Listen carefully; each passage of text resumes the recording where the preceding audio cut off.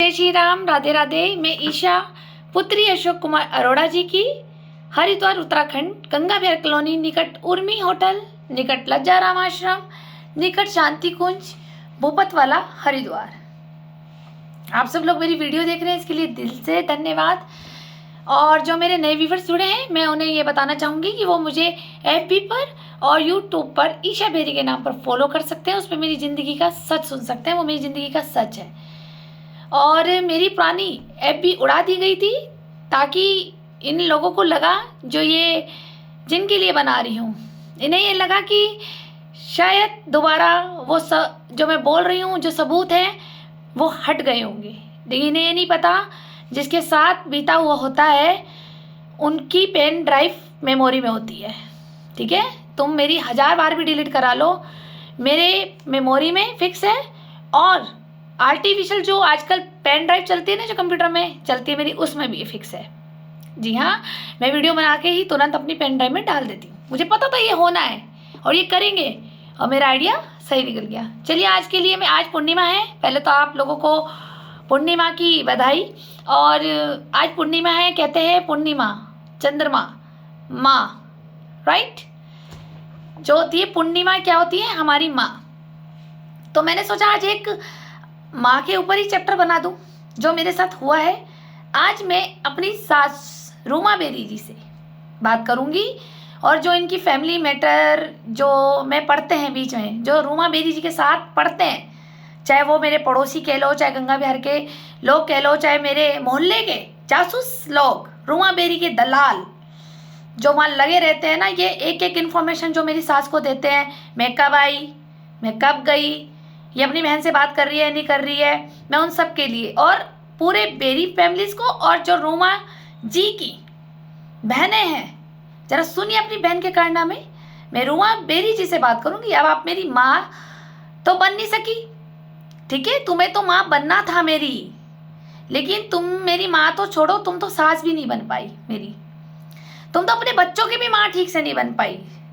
तुम्हारे हस्बैंड स्वर्गीय विनोद बेरी जी, वो मुझे बहुत कुछ बता के गए थे तुम्हारे लिए, किस तरह से तिल तिल तुमने डैडी को भूखा मारा है, और किस तरह से वो तुम्हें डायन कहते थे कि ये अपने बच्चों का भी घर बर्बाद करती है। ठीक है, लेकिन काश आज वो होते तो आज वो मेरे पक्ष में खड़े होते। मैं आपसे कहना चाहती हूँ रूमा बेरी जी, मैं शादी, आप कहते हो मैं लव मैरिज करके आई हूँ। जिसे ये वीडियो सुननी है वो सुन सकता है, जिसे नहीं सुननी वो आगे स्किप कर ले। मेरी जिंदगी का सच है, मेरे दिल पे बीता है, मैंने भुगता है वो दर्द, परेशानियां, आंसू, टॉर्चर, मेंटली हैरेसमेंट, बदतमीजी, गाली मैंने झेली है, जो मेरे को लोग व्हाट्सएप पे लिख के भेजते हैं कि अरे घर की कहानी बाहर क्यों डाल रही है। अच्छा, जब मेरे साथ हो रहा था तब तो मैं 12 साल चुप थी, तब तो बड़े अच्छे वो कहते थे रूमा बेरी जी बहुत अच्छी है। क्यों? क्योंकि वो मुंह की मीठी और बगल में छुरा लेके चलती है, इसलिए रूमा बेरी जी अच्छी है। और मैं मुंह की मीठी नहीं हूँ, मैं अंदर से भी कड़वी हूँ, दिल से भी कड़वी हूँ, ठीक है, तो मुंह से भी कड़वी हूँ, इसलिए मैं तुम लोगों को बुरी लगती हूँ, क्योंकि मैं सच बोलने का दम रखती हूँ। तुम्हारी तरह चलाकी प्लॉटिंग नहीं आती। जो भी मुझे सुन रहा है सुने, नहीं सुनना, लगता है ना कि मैं बकवास कर रही हूँ तो बंद कर दो। मुझे कौन सा मंत्री जी से अवार्ड लेना है कि मेरे कितने लाइक और सब्सक्राइबर बढ़ जाएंगे। तुम्हें तो वैसे ही चुल मची हुई है शुरू से ही।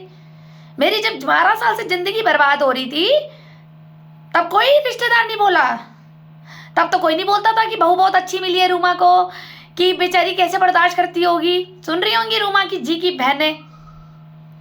लेकिन जब आज मैं आवाज उठा रही हूँ तो मेरे को मैसेज आते हैं, अरे वीडियो क्यों बना रही है, घर का मामला है, घर में बैठ के सुलझा लो। अरे तुम्हारी बहन ने मेरे पिता की संपत्ति हड़प ली, खा ली है, रूमा बेरी ने और राहुल बेरी ने। मैंने शादी इसलिए नहीं करी थी कि तुम मेरे पिता की संपत्ति खा लो, मेरे दादा की संपत्ति खा लो। मैंने शादी इसलिए करी थी कि मुझे एक सहारा चाहिए था। तुम मेरे पाँव की धूल भी नहीं हो, समझ गए। हम रॉयल फैमिली से थे, गरीबी में भी अमीरों वाले रहे हम उसमें घर में, ठीक है। तुम्हारी तरह हमारी माँ ने 10 मुंह नहीं मारा, चाहे हमारे पापा के पास खाना नहीं था, ठीक है ना, कभी हाथ नहीं फैलाते थे वो अपनी सास के सामने भी, मेरे पापा अशोक कुमार अरोड़ा जी। चाहे आप मेरे नानकों से पता कर लें, चाहे गरीबी देखी, लेकिन कभी हाथ नहीं फैलाए उन्होंने। कि हाँ भाई मेरी नानी के सामने, मामा के सामने कि कुछ पैसे दे दो, घर का खर्चा करना है या उधार दे दो। ईमानदार दामाद रहे हैं वो खुद भी अगर नमक से खा रहे हैं तो अपनी बेटी को भी नमक से खिला रहे हैं और अपनी बीवी को भी।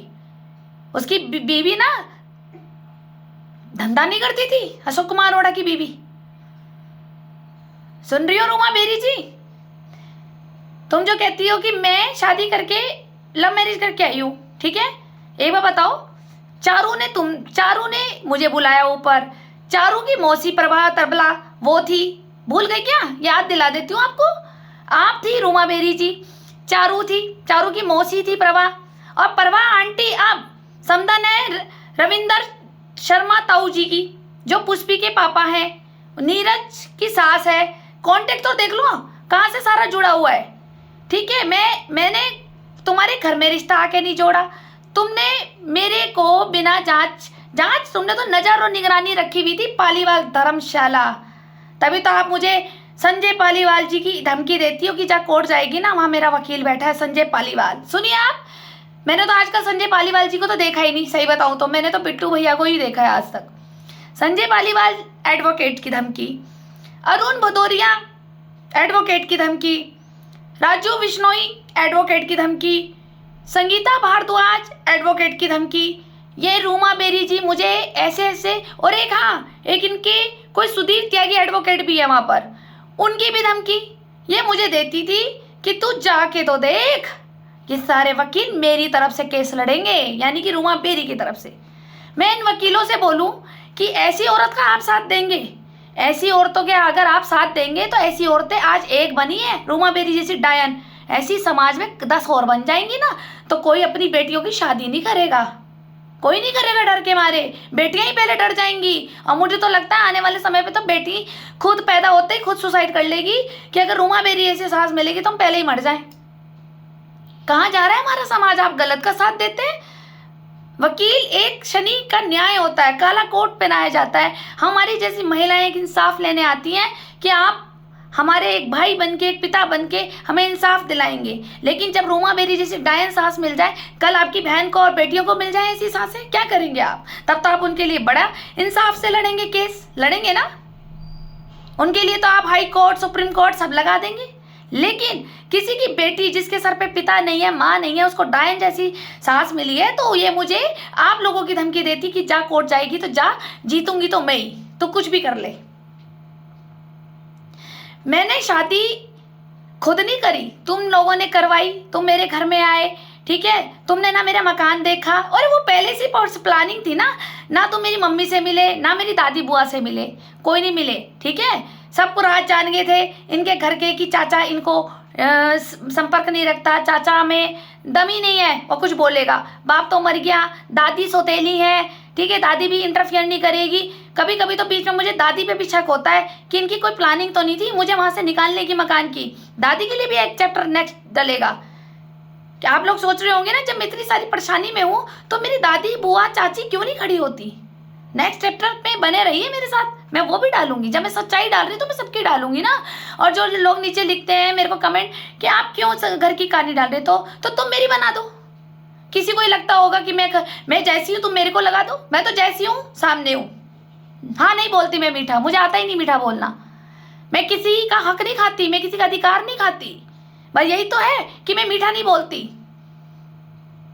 रूमा बेरी जैसी औरतें तुम्हें पसंद है कि मुंह का मीठा बोलेंगी और बगल में छुरी लेके चलेंगी, और कब गर्दन काट दे तुम्हारी यही नहीं पता। कम से कम मैं गर्दन तो नहीं काटती, मैं गर्दन बचाने का काम करती हूँ लोगों का, समझ गए, डूबते को बचाने का काम करती हूँ। मेरे पास इर्द गिर्द जितने भी लोग बैठे होंगे आप उनसे इंक्वायरी ले सकते हो, जो भी मेरे पास बैठते हैं। वैसे तो मैं कमी बिठाना पसंद करती हूँ क्योंकि मैं सबसे अलग हूँ। मुझे ऐसे लोग ना मुंह के मीठे और छुरी वाले पसंद नहीं आते। मुझे मेरी पटरी नहीं खा सकती इन लोगों से, क्योंकि मैं ईमानदारी के रास्ते पे चलती हूँ। मैं किसी का गलत नहीं कर सकती, किसी का अधिकार नहीं खा सकती, किसी को गलत राय नहीं देती, मैं पसंद ही नहीं अपने को। मेरे पास जो लोग भी बैठे हैं ना आज तक, मैंने उनको भी सही रास्ता सिखाया है, सही। कोई कह दे कि हाँ ईशा गलत सिखाती हो किसी महिला को, ना कभी किसी के घर में आग लगाती हूँ, ना किसी की चुगली करती हूँ।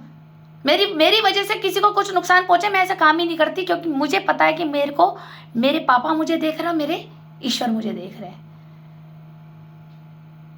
मैंने जितना सहन करा है ना, अगर ये आपके साथ होता रूमा बेरी के द्वारा तो आप उल्टे लटक जाते, अब तक तो खत्म हो जाते।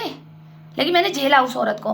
मेरी शादी हुई धूमधाम से, इतना पैसा मेरा इसने खा लिया, कितना मैंने इस रूमा बेरी को दिया। मैं रूमा बेरी से पूछूं कितना तूने मेरा पैसा खा लिया। आप मेरी यूट्यूब ईशा बेरी पे जाइए, उसमें मेरे सारे डिटेल डाला हुआ है, पूरा अकाउंट बना के डाला हुआ है, वो यहाँ छपा हुआ है। जिसने खर्च करे हैं ना अपने पिता की मेहनत की कमाई थी, वो हराम की नहीं थी। मेरे घर में कोई शराब, मेरा बाप शराब पौवा नहीं बेचता था मोहल्ले में, उसकी कमाई नहीं है मेरी।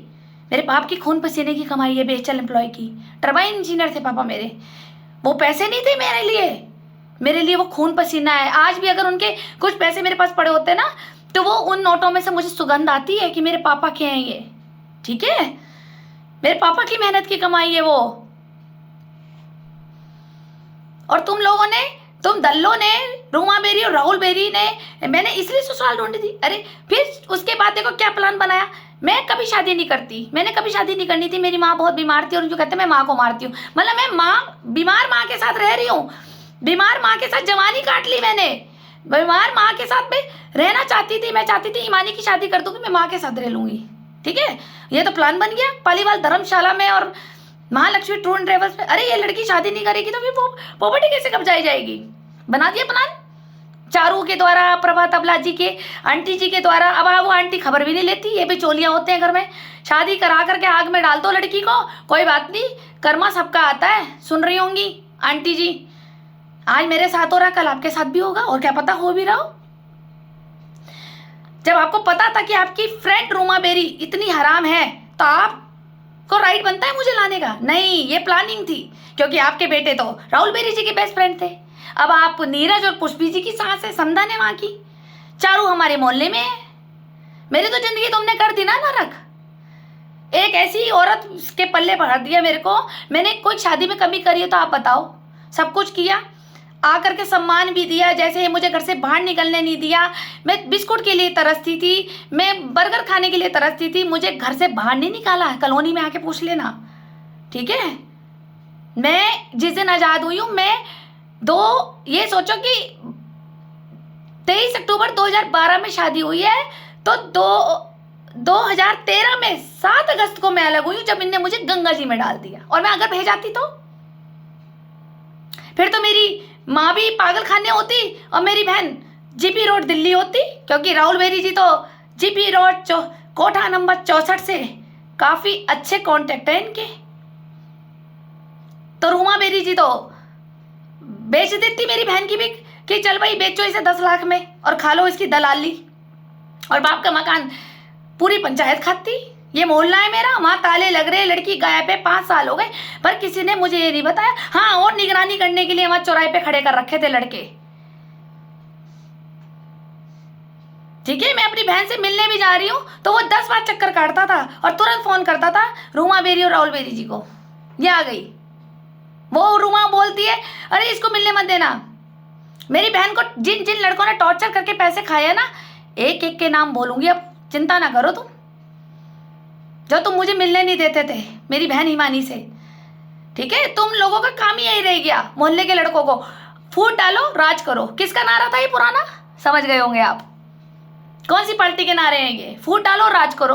तुमने सोचा 2 बेटियों को बर्बाद कर दो, ये तो शादी करनी थी, तो कैसे शादी का प्लान बनाया? रोज पुलिस भेजी, रोज पुलिस पहुंची। मैं समाज से पूछना चाहती हूँ, मैं पुलिस विभाग से पूछना चाहती हूँ, जो भी मंत्री जी हैं, धामी जी हैं, मदन कौशिक जी विधायक जी हैं, सतपाल महाराज जी हैं, सबसे पूछना चाहती हूँ। 2010 में जब मेरे पापा मरे थे, एक्सपायर हुए थे, तो उसके बाद मेरे घर में जेंट्स पुलिस मुझे लेने आती थी, लेडीज क्यों नहीं आती थी? आप जांच करिए मुख्यमंत्री जी। मैं ये रिक्वेस्ट करूंगी, आज मेरे साथ हुआ, कल और लड़कियों के साथ होगा। कौन था वो वहां की भू माफिया, जो मेरे को रात को 2 बजे पुलिस आ रही, 3 बजे आ रही, 5 बजे आ रही? अरे मैंने किया क्या? क्योंकि इसको, इन सबको, मोहल्ले वालों को चुल मच गई थी कि बेचल एम्प्लॉय थे, पापा मर गए हैं, कहीं ईशा को गवर्नमेंट जॉब ना मिल जाए, क्योंकि ईशा एजुकेटेड है। पापा की जगह ईशा को नौकरी ना मिल जाए तो पहले पुलिस में भी लगवा दो इसको। जब पुलिस में नाम लिख जाएगा तो इसकी गवर्नमेंट जॉब नहीं लगेगी।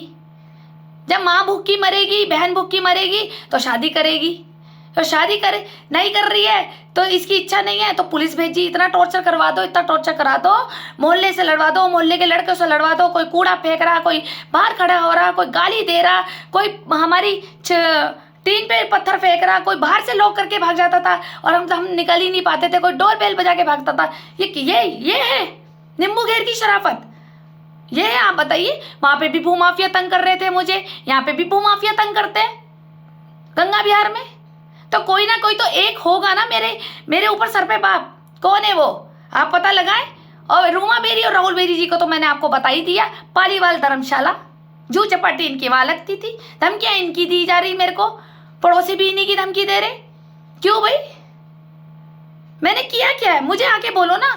दुनिया में बोल रहे हो, दुनिया में तुम धमकियां दिलवा रहे हो, अरे तुम मुझे बोलो कि ये गलती है, बस मेरी गलती होगी, मैं तुम्हारे पैर धो के पीऊंगी। बताओ तो मुझे हुआ क्या है जो तुम लोग मेरे पीछे पड़ गए, मुझे मेरे पापा के घर तक नहीं जाने देते। कोई ऐसी शादी होती है कि आप खुद बताइए, मुझे आप बताइए कि ऐसे कोई सास गई बिना घर देखा, माँ को नहीं देखा, रिश्तेदारों से नहीं मिला और जल्दी 15 दिन में, नहीं जल्दी चाहिए शादी, जल्दी 15 दिन में शादी हुई है मेरी, आज देखा और ठीक 15 दिन में मेरी शादी हो गई। ऐसे होती है। और रूमा बेरी जी आजकल तो बड़ी वहां जा रही हो तुम तंत्र प्रयोग करवाने, वो क्या बोलते हैं, कब्रिस्तान। जी हाँ, ये मुसलमानों की कब्रिस्तान में जाके रात को टोटके करती है, मैंने देख लिया है। रूमा बेरी जी मुझे मार नहीं सकती, तू नहीं मार सकती मुझे। सुन ले, इनकी बहनें भी आपके घर तक बर्बाद करे इस औरत ने। राहुल बेरी जी भी सुन रहे होंगे, इनकी भी तो गृहस्थी खराब करी है।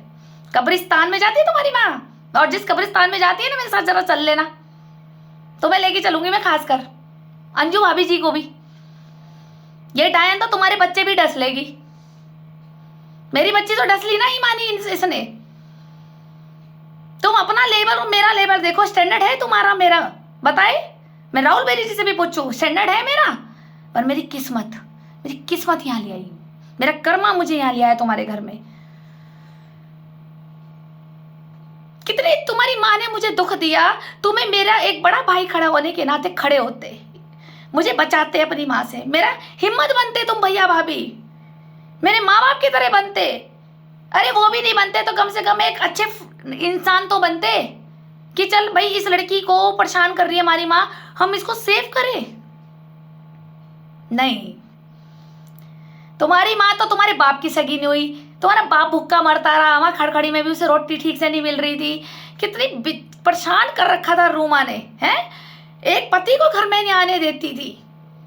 वो बेचारे बैल बजाते थे, खड़े हुए 15 मिनट देखा, मेरी सास ने गेट नहीं खोला। मुझे तो परमिशन ही नहीं देती थी, मेरे को तो कह देता है ये तेरा यार है जो गेट खोल देती है।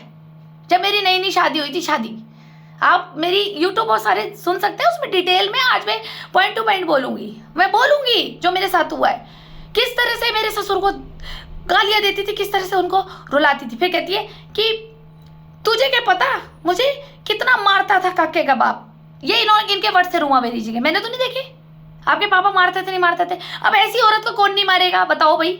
मैं तुम सब भाइयों से पूछूं, तुम्हारी बीवी दूसरी जगह मुंह मारी, चलो ठीक है, पति से खुशी नहीं है, पति पैसे नहीं दे रहा, पति शराब पी के मारता पीटता है, पति जिम्मेदारियां नहीं उठा रहा, तो एक औरत टूट जाती है, उसको फिर एक बाहर एक मर्द की एक सहारे की जरूरत होती है। इससे तो चलो मैं एग्री हूँ, चलो तुमने एक बना लिया, चलो पति को छोड़कर तुम्हारा मन दूसरे से मिल गया, तुम तो उसकी भी नहीं हुई, तुम दूसरे की नहीं हुई, तीसरे की नहीं हुई, चौथी की नहीं हुई, पांचवी की नहीं हुई। तुम्हारे तो जहाँ बैठो वहीं पोल खोल देता है, मेरे को बाजार वाले हो चाहे कोई भी हो, जहाँ बैठो वहीं। तुम्हें तो पता नहीं कितने लोग दूर दूर तक जानते हैं, लक्सर ले लो और ये जो कनखल है, कनखल, ज्वालापुर, शिवालिंग, तुम रूमा बेरी जी को कौन नहीं जानता। और जहाँ बैठो वहीं जली लो क्या हो कि तेरी सास तो अपने जमाने की आइटम रही है, मंसूरी क्वीन। इसे मंसूरी जाने का बड़ा शौक था, हनीमून वहीं बनाती थी। अरे तू बनाना, तुम्हारा शरीर है, तुम्हें भूख है इस चीज की, तुम्हें तो पैसे की भूख, सब कुछ हड़प लो, सबको, सबका काके का हड़प लो, राहुल जी का हड़प लो, पड़ोसियों का हड़प लो, हमारे पापा का हड़प लो, बस मैं ही, बस उस घर अरोड़ा खानदान में पावर ऑफ अटर्नी पापा मुझे देके गए। सपना देख रही थी कि मैं ईशा की जगह ले लूं। अरे ईशा की जगह लेने के लिए ईशा की जैसे जिंदगी का स्ट्रगल झेलना पड़ता है। जो मैंने आज पहली बार बोल रही हूँ। मैं किसी को नहीं पता, मैं अपने स्ट्रगल को चुपचाप झेलती रही। बहुत स्ट्रगल करा मैंने, मैं अपनी भी सच्चाई डालूंगी कि मैंने कैसे कैसे कूड़े में से रोटियां निकाल के खाई है। तब कहा था हमारा दादा किशन दास काका। मैं तो सच्चाई डालूंगी ना, आप किसी को बुरी लगे। वैसे भी गुड़िया तो वैसी बुरी थी, बुआओं को भी बुरी लग रही थी, मासियों को भी बुरी लग रही थी। करा कुछ नहीं, उखाड़ा कुछ नहीं इनका, सिर्फ चुप रही मैं बस। और इसलिए मुझे लुल्लड़ और भोंदड़ कहते चले गए मुझे, क्योंकि हमारे पापा कहते थे किसी के आगे नहीं जबान खोलनी, किसी के आगे नहीं जबान खोलनी। बिना बात पे तुम मुझे दुख दे रहे हो। और आज जब कर्मों का कर्मा तुम्हारे घर में गिर रहा है तो अब तुम हाय तौबा मचा रहे हो। क्या मेरे पापा तुम्हें देख नहीं रहे? मेरी दादी बुआ को सब देख रहे हैं। तुमने भी मरने के बाद वहीं जाना है मेरे पिताजी के पास, हिसाब तो वो करेंगे। क्योंकि एक पिता जब गया है ना अपने बच्चे को छोड़ के, वो मुझे जाते जाते हॉस्पिटल में कह गए थे कि दादी और बुआ पे कभी विश्वास मत करियो। डिटेल डाली जाएगी अभी नेक्स्ट वीडियो में, ठीक है। जो जिस तरह से तुमने मेरे पापा के साथ व्यवहार करा है, मैं फिर भी उसके बावजूद भी इतनी नंगी हूं कि मैं अपने पापा की बेइज्जती होने के बाद भी मैं तुम लोगों की सेवा करती थी। बेचलाना जाना ले जाना दादी तुम्हारी लड़कियों ने नहीं करी, इतनी उतनी करी होगी। बेचल का तो जिम्मा मैंने ही उठाया हुआ था ना। वो बस तब तक पोती थी जब तक बेचल की फैसिलिटीज थी, तो पोती से प्यार नहीं था, सिर्फ बेचल की फैसिलिटीज से प्यार था। वो बंद हुई तो कौन अशोक अरोड़ा और कौन गुड़िया। एक एक कर्माना भगवान के घर जाता है दादी। बहुत बड़ी हो गई है तुम्हारी ये गुड़िया। तुमने तो उम्र से और बुढ़ापे में और बाल सफेद हुए, इस गुड़िया के ना तजुर्बे से बड़ी हुई है। चोट खा खा के गिर गिर के सब दुनिया ने मुझे धक्का दिया, मैं अपना आप खड़ी हुई हूँ। मैंने किसी को आवाज नहीं मारी 12 साल में। बता दो मुझे इतना टॉर्चर ये रूमा बेरी करती थी, कितना मैंने सहा है, कितना मुझे गालियां देती थी, कितना मुझे धंधे पे लगाने के लिए टॉर्चर करती थी। मुझे मेरे पैसे तक चुरा लिए, अलमारी में जेवर चुरा लिए, पुलिस बुला ली, किराएदारों के लड़के बुला लिए कि बलात्कार कर, इसके कपड़े फाड़, इस कॉलोनी में नहीं। मुझे पेट्रोल डाल दिया मुझे जलाने के लिए इस पोथी को। मुझे फिर एंड में मैंने गंगा जी में जब इनने फेंका मुझे, तब मैंने खाली करा। अगर ये गंगा जी में नहीं फेंकती तो मैं अभी भी वहीं मर रही होती, और अगर मैं वहाँ नहीं बचती तो बह जाती, राम राम सत्य हो जाता मेरा 2013 में। फिर तुम्हारी 13वीं बनती पूरे परिवार की। तुम्हें पता है बेरियों के परिवार में आतंकवाद है, सारे इनके सारे आतंकवाद है, सबको भूख प्रॉपर्टी खानी थी। अरे दादी मेरी शादी करा रही थी तो इंक्वायरी तो करा लेती। एक बार तो तू मुझे कह सकती थी कि गुड़िया रुक जा, 6 महीने के लिए रुक जा बेटा, पहले मैं इंक्वायरी कर लूं। तुमने भी फटाफट शादी कर दी, निकले इस घर से। किस तरह से मैंने टॉर्चर झेला, कितना। ये मेरी बुआएं होती ना उस घर में तो अब तो फांसी लगा के मर जाती रूमा के साथ। सिर्फ मुझे हिम्मत दी मेरे पापा ने मुझे कि मैं उनकी फोटो के आगे रोती थी बस। ये मेरा कर्म है, मैं भोगूंगी इसको। मेरे पापा ने मुझे जिंदा रखा। और ये रूमा मेरी कब्रिस्तान में जाके टोट के कर रही है। अभी परसों भी गई थी ना। कौन कौन से मज़ारों में जाती है, मुसलमान लव जहाद का काम करती है। लड़कियां गायब है, आप मुझसे पूछो ना कौन कौन सी लड़कियां गायब है इसकी। उनकी माएँ ढूंढती रहती है, पैसे में बेच देती है। किसी को दिल्ली कोठा नंबर 64, किसी को किसी बाबा के आश्रम में कैद लक्सर। इसकी यही तो काम है। इनने तो अपने देव बेरी को भी जेल में बंद करा दिया था। सोचो, एक स्कूटी चोरी हुई, 3 बालिग थे, एक नाबालिग था देव बेरी। 3 लड़कों को छुड़ा दिया जिसमें राजकुमार का लड़का था, ठीक है। 2 लड़के और थे, वो बालिग थे स्कूटी चोरी में। उनको ये भीमगोड़े चौकी से निकल गए। वो उनके ऊपर कोई चालान नहीं कटा, कोई एप्लीकेशन नहीं लिखी पुलिस ने, लेकिन देव बेरी बंद हो गया। देव बेरी को पुलिस ने भी मारा, वो 3 दिन की जेल भी काट के आया वो बेचारा, जिसके लिए ये उसकी चाची भागी। वकील भी हमने करके दिया, हमने भागा दौड़ी करी, चाचा ने भी करी। इस औरत ने बंद कराया। क्यों? क्योंकि देव बेरी भी इसके राज जान गया था सारे, और इसको ये पता था कि ये मेरी बहन के साथ क्या कर रही है। ये देव बेरी को पता था सारे राज कि हिमानी भी वहां पर आ रही है, तो इसकी बोलती बंद कराने के लिए कि ये देव ईशा को ना बता दे, तो इसने देव को डराने के लिए चौकी में बंद करा दिया। ठीक है, गौरव बेरी जी और हेमा बेरी जी को मुंह बंद कराने के लिए कहती है, नहीं मुंह बंद रखो नहीं तो घर खाली करा दूंगी। हमें दिया है क्या और ससुर जी ने बनाया है क्या? बताओ, कोई कहते पूरे हरिद्वार में विनोद बेरी जी ने कोई प्रॉपर्टी बनाई है? हमें दिया क्या? जिसमें रूमा बेरी जी रह रही है वो भी मेरे पति की मेहनत की कमाई है। हम तो वो तक छोड़ के आगे चवन्नी तक नहीं ली। आज पूर्णिमा है, मैं आज झूठ नहीं बोलूंगी। मैं तो वैसे भी झूठ नहीं बोलती, मैं तो सच बोलने के लिए जिगरा रखती हूँ।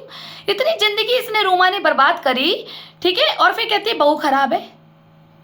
ये नौबत आई क्यों आज मुझे मीडिया में बोलना पड़ रहा? क्योंकि मेरा नाम ले लेके धंधा खुद करती है, खुद घर में लड़कियां काम करा रही है। मेरे सामने तूने इतने कराए, तूने तो मेरे हाथों में पैसे तक दिए जो मैंने तेरी टेबल पे रखे थे, गंदगी के पैसे। तभी तो तू गंद खाती है ना, तभी तेरे गंदा दिमाग है, नार्सिसिस्ट औरत। लोग कह रहे होंगे आज मैं बदतमीज हूँ। हाँ मैं हूँ बदतमीज, क्योंकि इसने मेरे पापा का सम्मान खराब करा है, मेरा सम्मान खराब करा है, मेरी बहन की जिंदगी बर्बाद कर दी। बोलूंगी मैं अपने दिल की भड़ास बोलूंगी। मैं इतने 12 साल टॉर्चर हुई हूँ गूंगी बनकर इसके साथ। इन्हें कितना परेशान करा है मुझे, पड़ोसियों से पिटवा दिया, मोहल्ले में रहने नहीं देती, उधर मोहल्ले में भी नहीं रहने देती। इसके सारे दलाल है वो लड़के। अब समझ आ रहा है? चक्री वाले लड़के वो, दल्ले वो, ढे व्यापारी वो, तभी तो रूमा को इन्फॉर्मेशन देते हैं वो, मेरे मोहल्ले के नींबू घेर के, तभी तो वहां तक नहीं घुसने देते। अरे प्रॉपर्टी मेरी, हमारी प्रॉपर्टी, हमारे पितरों की प्रॉपर्टी, सांप बन के बैठे हुए, बेटियां हमारी से नहीं होती तो अपनी घर की बेटियां मार देना। जब आप तुम्हारी बीवियां पैदा करेंगी तो अपनी बहनों को भी मार दो, अपनी माओ को भी मार दो ना, वो भी तो बेटियां हैं, अपनी माओ को भी मार दो। बस नहीं, नाक बन के बैठे हुए सांपों के ढेर। भाई ये काम करना आता है, कैसे चुगलियां करनी है, कैसे भड़काना है, कैसे फोन करना है, कैसे दल्लागिरी खानी है, कैसे एक लड़की को टॉर्चर करना है, हिमानी को मुझसे पैसे मांगने, कैसे इसकी बीमार माँ को मारना है, इस बीमार माँ से भी पैसे कैसे छीनना है, एक एक का हिसाब पता है मुझे। तुमने मेरी मम्मी से कितने पैसे खाए हैं मोहल्ले के लड़कों, सुन लो तुम्हारे एक एक नाम पुलिस को दूंगी मैं, एक एक का नाम पता है मुझे। वहां पर मेरी माँ पागल नहीं थी, तुम लोगों ने पागल कर दिया उसको। पहले मुझे वहां से निकलवाया, पुलिस आती रही, कोई मोहल्ला मेरे को सपोर्ट नहीं करता था। जब मैंने हार कर शादी कर ली तो मैंने किस लिए करी कि तुम मेरे राहुल बेरी जी सुनिए, किस लिए करी मैंने? क्या मेरी मम्मी के ऊपर एक बेटा बन के रहे, आप मेरी बहन के भाई बन के रहे, मेरे भाई बन के रहे, मेरी छत्र छाया बन के रहे, हमें कभी कमी ना हो पापा की कि हाँ भाई हमारे घर से कोई एक आदमी उठ गया है, इसलिए तो शादी करी थी। क्या मैंने क्या जिस्म की गर्मी ठंडी करने के लिए शादी करी थी? जिस्म की तो गर्मी की ठंडी तो मैं पड़ोसियों के लड़कों के साथ भी कर लेती। क्या ये नामर्द थे, ये हिजड़े थे, ये मोहल्ले के लड़के? गर्मी तो मैं कहीं भी शांत कर सकती थी अपने शरीर की। तुम्हारी माँ की नौकर बन के कोई आती और इतनी बदतमीजी कोई झेलती, इतना मानसिक हरेसमेंट कोई झेलती, ये गंगा बिहार का टॉर्चर कोई झेलती? बताया आप? सब आपकी प्लानिंग थी। शर्म नहीं आती आपको? कितना लालच भरा हुआ है, कितना सबने यही छोड़ के जाना है, तुम्हारा भी अपना भी। अरे मैं तुम्हारा कोई अधिकार खाती हूँ, हम तो अपना फिर भी छोड़ा है रूमा बेरी के पास, हम तो फिर भी छोड़ने में जाते हैं। लेकिन तुमने दुख इस बात का है, मैं लालची नहीं, दुख इस बात का है, मेरे पिता की संपत्ति क्या, मेरे दादा परदादा की संपत्ति है वो। तुम्हें तो बल्कि मेरे साथ खड़े होके एक सपोर्ट करना चाहिए था, पर नहीं। जब नाग बन के बैठे हो तो खाने की तो आदत है ही ना। तुम्हारी माँ का पेट नहीं भरता, एक तुम्हारा पेट नहीं भरता। तुम तो वो आदमी हो कि जो तुम्हें भूख लग जाए तुम तो अपनी बेटी को भी नुचवा दोगे, उसकी भी कमाई खा लोगे तुम। अब तो ये पता लग गया, बीवी की तो तुम खाते ही हो। तुम्हें मेरे को सपोर्ट करना चाहिए था। अगर मेरी बहन चलो जवान हुई, वो कहीं भाग भी गई थी, तुम्हें इन्फॉर्मेशन मिली, तुम्हारा क्या राइट था मुझे बताना, सपोर्ट करना। उस बहन को 2 थप्पड़ मार के लाते तुम सही रास्ते पे, तो मैं मानती बेरी साहब कि वाकई आप इंसान हो। कहां से बन जाओगे एक डायन औरत की औलाद? डायन ही तो निकलती है, डीएनए तो वही निकलेगा है। आप खुद सोचो, तुम्हारे भाई को, सचिन बेरी को मेरे साथ रह गया तो देखो कितना सही हो गया ना। वो कोई नशा करते, ना नॉनवेज खाते है, पहनने उठने की सबकी तमीज आ गई, वही चुल मच गई तुम्हें। कहते ना संगत का रंगत, मेरे साथ रहे, जैसे संस्कार में मैं पल के आई अपने पिताजी की छत्र छाया में, वैसे ही संस्कार तुम्हारे भाई में अगर वो सही हो गए। कितने चेंज हुए पूरा गंगा बिहार बता सकता है वो। जब मैं अपने पति को सही कर सकती हूँ, उसका डीएनए जबकि तुम्हारे खानदान का है, उसके बावजूद भी वो सही हो गया, तो मैं सोचो मैं अपनी बहन को बिगड़ने दूंगी? मैं अपनी बहन की दुश्मन बन जाऊंगी? मैं अपनी बहन का अधिकार खा लूंगी? इतना गंदा खून नहीं है अरोड़ाओं का। ठीक है, अरोड़ा का दादा परदादा सब ईमानदारी से मर गए। तुम्हारी तरह भूख नहीं थी अरोड़ाओं को कि ये खा लो, उसका अधिकार खा लो, उसका खा लो, गाड़ी होनी चाहिए, बंगला होना चाहिए। जैसे उन्होंने मेहनत करके कमा के खाया, वैसे ही वो अपने बच्चों के लिए पुश्तैनी जमीन वहां छोड़ गए। अब और माँ नाग तुम बन बैठ गए, सांप बन गए माँ बेटे, ताले लगा लगा के बैठे हो वहां, और लगा दिए छत्ते भू माफिया की तरह कि इसकी लड़की को नोचो। शर्म नहीं आती? जो आज तुम कर रहे हो ना, ये मिलेगा जरूर कर्मा तुम्हें। मैंने तो भोग लिया अब तुम्हारे साथ रह के, ये जरूर मिलेगा तुम्हें। मुक्ति नहीं मिलेगी तुम्हें कभी भी। कहाँ से मिलेगी? सारे तो एक जैसे हैं। एक मैं ही तो थी पूजा पाठ वाली, ईमानदारी से पितरों का दान करती थी। मैं तो बेरियों का ही गोत्र निकाल दिया। सड़ो सड़ो, क्योंकि एक बेटी की नहीं, एक माँ की बद्दुआ लगेगी तुम्हें, जिसकी बेटी तुमने खराब करी है। ठीक है, उसका डीएनए खराब नहीं था, हमारे खानदान में नहीं है। ये जैसे तुम्हारी माँ है, ऐसी ऐसी तुम्हारी माँ के चरित्र की औरत निकाल दो हमारे अरोड़ा परिवार में से 5 पीढ़ियों में निकाल दो। चलो, क्या दादा परदादा छानबीन करो, जाओ। कोई भी अगर निकल जाए, सब पूजा पाठ ईमानदारी से रास्ते में चलने वाली औरतें हैं, और हमारी ईमानी का डीएनए गलत निकल गया। ये तो हमारी माँ जो बैठती है ना कब्रिस्तान में जाके, खुद प्रयोग करती है, खुद देखा है मैंने। चलना है तो चलना, तुम्हें दिखाएंगे हम। अब तो आज पूर्णिमा है, अमावस पे चलना, वो भी दिखा दूंगी मैं तुम्हें, तुम्हारी माँ की करतूतें। ठीक है, और तुम्हारे अलग अलग तांत्रिक है। तुम तो यार हमारे यहाँ किराएदार भी लगा देती हो कि ईशा को खोपचे में ले लो, वशीकरण। शर्म आनी चाहिए आपको मेरी साहब। एक अच्छे ईमानदारी अगर कर लेते, कम खा लेते यार, कुछ हो रहा कम खाने में, पर नहीं, बादशाह बनना है। इतनी बेईमानी से तो हमारे विधायक मदन कौशिक जी भी नहीं कमाते कभी। वो भी एक चुनाव लड़के, एक ईमानदारी की इज्जत की रोटी कमा रहे हैं। एक आप हो, आप उनके बाप बन रहे चले मदन कौशिक जी के, कि बस पूरा ही हरिद्वार तुम्हारे अंडरटेकिंग हो, वो भी गलत कार्यों से। गलत का नतीजा गलत ही होता है। जो बोगे ना, जो बोया है आज, फसल तो वही काटोगे। बस इतना ध्यान रखना।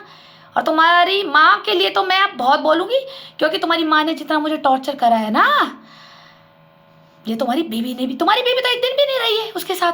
वैसी तो रही है, वो धंधा करने गई है उसके साथ, वही बताती थी सब, वही तो चल रहा था। तुम्हारी बड़ी बहू में तुम दोनों ने तो मुझे पागल कर दिया, पागल।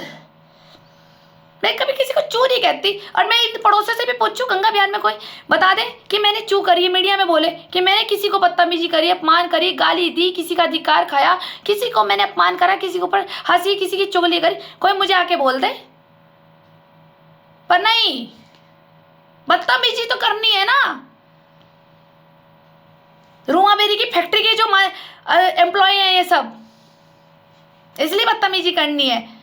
और मैं कहूँगी पुलिस विभाग से, आप रुआ बेरी से सबको जांच लीजिए। ये लव जहेद का भी काम करती है, कहाँ जाती है, कैसे जाती है, मैं दूंगी इन्फॉर्मेशन। लड़कियां भी गायब है, इसने मेरी बहन भी गायब कर दी। क्या चल रहा है ये सब समाज में? ऐसे सुधरेगा समाज? बांग्लादेश होने में और इंडिया पाकिस्तान होने में देर नहीं है। अब तो गर्दनें कटेगी जब इंसाफ पुलिस नहीं करती, इंसाफ कोर्ट नहीं करता। ठीक है, वहां पे भी तारीख पे तारीख लगती रहेगी। जो डिफाल्टर होगा वो सुबह जल्दी जाके तारीख लगा के आ जाएगा, और जिनने केस डाला है वो बेवकूफ बन जाता है वहां पर जाकर। ये होता है यहाँ कोर्ट में। और फिर धमकियां दी जाती हैं बड़े बड़े वकीलों की, नामी वकीलों की। हमें, हाँ वकील है या बदमाश है फिर, जो मेरी सास आपके नाम लेकर के मुझे धमकी देती है कि जाकर लेके। विचार कीजिए, आज मेरी बात बुरी जरूर लग रही होगी, इसके लिए मैं क्षमा चाहती हूँ। और मैं एक बार पालीवाल भैया से भी ये कहना चाहूँगी, मैंने आपका बिगाड़ा क्या था जो आप लोगों ने मेरे को इस डायन के हाथ में डाल दिया, साजिश प्लानिंग प्लॉटिंग करके? बताएं आप। मैं पूछूं चारू दीदी से, प्रभा आंटी से, ठीक है, मैं पूछूं महालक्ष्मी टूर एंड ट्रेवल्स के मालिक राहुल बेरी जी से, पालीवाल धर्मशाला में जूझ चपाटी चलती थी, पूछो ना मेरी शादी क्यों करा दी? जब मैं एक तरफ कहते हो मैं धंधे वाली थी, फिर एक शरीफ खानदान के, बेरी परिवार के शरीफ खानदान के लोग एक धंधे वाले के घर में क्या करने आ गए? सोचना, क्या करने आ गए? सिर्फ प्रॉपर्टी खानी थी बस। और दोनों बेटियों की जिंदगी बर्बाद कर दो, हिमानी के कान अलग भर दो, मेरे कान अलग पड़ दो, जबकि मैं तो मेच्योर हूँ, मैं तो किसी की बातों में सुनती नहीं।